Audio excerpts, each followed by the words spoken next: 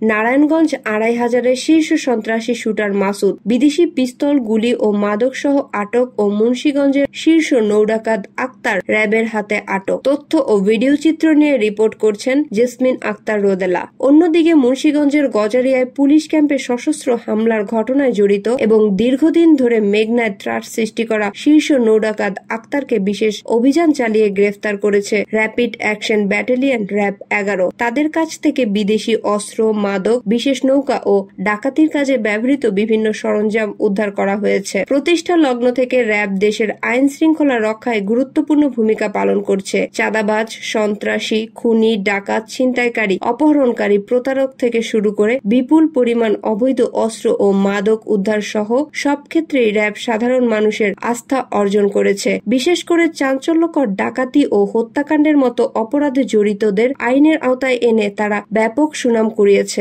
RAB ১১ জানায়, নারায়ণগঞ্জ ও মুন্সিগঞ্জ অঞ্চলে অস্ত্রধারী সন্ত্রাসী ও নৌডাকাতদের দমনে দীর্ঘদিন ধরে গোয়েন্দা নজরদারি চলছে। বিভিন্ন তথ্য যাচাই বাছাই শেষে পৃথক দুইটি আইনে শুটার মাসুদ ও ডাকাত আক্তারকে আটক করতে সক্ষম হয় র্যাব সদস্যরা। গত ২৭ জুলাই ২০২৪ সোনারগাঁও থানার নোয়াদ্দা বাবুবাজার এলাকায় কাপড় ব্যবসায়ী রাকিব প্রকাশ্যে গুলিতে নিহত হন। ওই সময়কার সিসিটিভি ফুটেজ সামাজিক যোগাযোগ মাধ্যমে ব্যাপক আলোচিত হয়। ফুটেজে দেখা যায়, গ্রেফতারকৃত মাসুদ ওরফে শুটার মাসুদ ব্যবসায়ী রাকিবকে রাস্তায় ফেলে কোমর থেকে পিস্তল বের করে টানা ২টি গুলি চালান। হত্যাকাণ্ডের পর তিনি অস্ত্র হাতে বীর দর্পে ঘটনাস্থল ত্যাগ করেন। তদন্তে উঠে আসে, মাসুদ বাহিনী ২৫০০ ও সোনারগাঁও এলাকায় অস্ত্রের শোডাউন, চাঁদাবাজি, লুটপাট, ছিনতাই, মাদক বেচাকেনা ও সেবনে দীর্ঘদিন ধরে সক্রিয় ছিল। এতে এলাকায় সাধারণ মানুষ ভীত সন্ত্রস্ত অবস্থায় দিন কাটাত।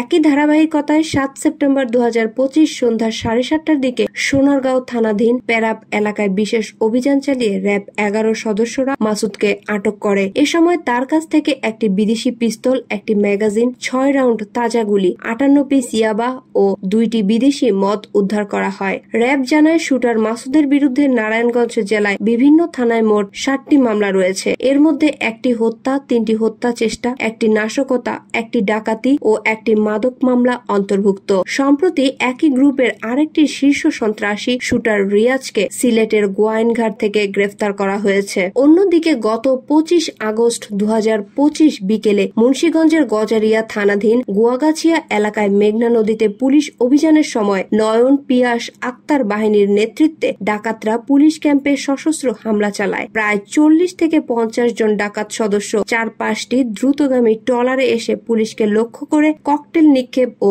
গুলি চালায়। আত্মরক্ষার্থে পুলিশও পাল্টা গুলি চালালে ডাকাতরা পালিয়ে যায়। স্থানীয় সূত্রে জানা যায়, নয়ন, পিয়াস ও আক্তার বাহিনী দীর্ঘদিন ধরে মেঘনা নদী ও শাখা নদীতে অবৈধ বালু ব্যবসা, নৌযান ও চাঁদাবাজি ও নৌডাকাতির সঙ্গে জড়িত। তাদের তাণ্ডবে এলাকায় শতাধিক পরিবার গ্রাম ছেড়ে চলে যায়। একাধিকবার গোলাগুলির ঘটনায় সাধারণ মানুষও নিহত হয়েছেন। ৭ সেপ্টেম্বর রাতে কুমিল্লায় তিতাস উপজেলায় একটি এলাকায় অভিযান চালিয়ে র্যাব ১১ আক্তার সরকারকে গ্রেফতার করে। পরে তার দেয়া তথ্যের ভিত্তিতে একই রাতে দাউদকান্দি উপজেলার মোল্লাকান্দি এলাকায় অভিযান চালিয়ে পুলিশ ক্যাম্পের হামলায় ব্যবহৃত বিভিন্ন ইঞ্জিন চালিত নৌকা, ৫টি পিতলের নৌকার পাখা, ২টি চুম্বক, একটি বাইনোকুলার, একটি ধারালো ছোরা ও অন্যান্য সরঞ্জাম উদ্ধার করা হয়। আক্তার সরকারের বিরুদ্ধে মোট ২৭টি মামলা রয়েছে। এর মধ্যে ৪টি হত্যা, ১৪টি হত্যা চেষ্টা, একটি ডাকাতি, একটি অপহরণ, একটি চাঁদাবাজি, ৪টি বিস্ফোরণ ও একটি মাদক মামলা অন্তর্ভুক্ত।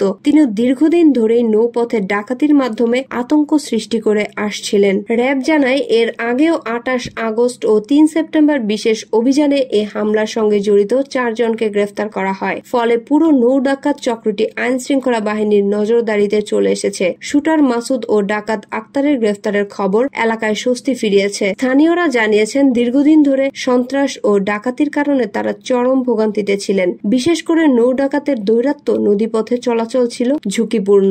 র্যাব ১১ এর অধিনায়ক পদাতিক lieutenant colonel HM. Sajjad Hossain স্বাক্ষরিত সংবাদ বিজ্ঞপ্তিতে জানানো হয়, গ্রেফতারকৃত আসামিদের বিরুদ্ধে আইনানুগত ব্যবস্থা গ্রহণ প্রক্রিয়াধীন। তিনি বলেন, সন্ত্রাস ও অপরাধ দমনে র্যাব সর্বদা সতর্ক অবস্থায় রয়েছে এবং জনগণের নিরাপত্তা নিশ্চিতে এ ধরনের অভিযান চলমান থাকবে।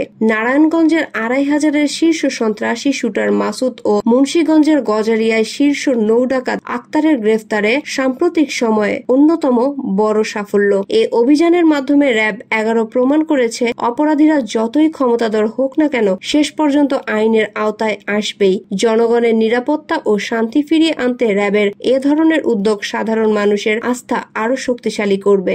কণ্ঠ মালিয়া আহমেদ পায়েল, মাতৃভাষা টেলিভিশন, নারায়ণগঞ্জ।